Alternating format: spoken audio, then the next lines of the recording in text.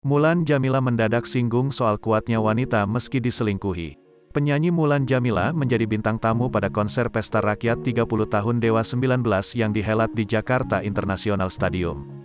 Tampil elegan dengan gaun perpaduan warna hijau dan hitam, istri musisi Ahmad Dhani itu menyanyikan sejumlah lagu hitsnya. Lagu berjudul Wonder Woman menjadi lagu pamungkas yang dinyanyikan Mulan di atas panggung tersebut. Dalam kesempatan itu, Mulan menyinggung soal kuatnya seorang wanita meski merasakan pahitnya diselingkuhi. Menjelang lagu Makhluk Tuhan Paling Seksi, Mulan Jameela berbincang dan menggoda penonton yang datang bersama pasangan. Ada yang datang sama pacar atau suami nggak? Coba tanya aku seksi nggak? Jawabannya nggak sakit hati, nggak apa-apa, kita seksi konsumsi, seksi rumah tangga, sarang he.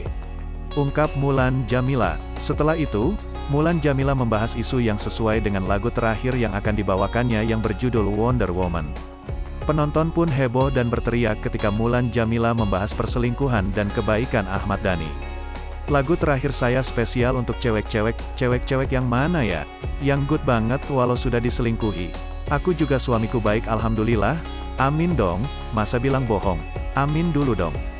Amin dulu suamiku baik, ungkap Mulan Jameela.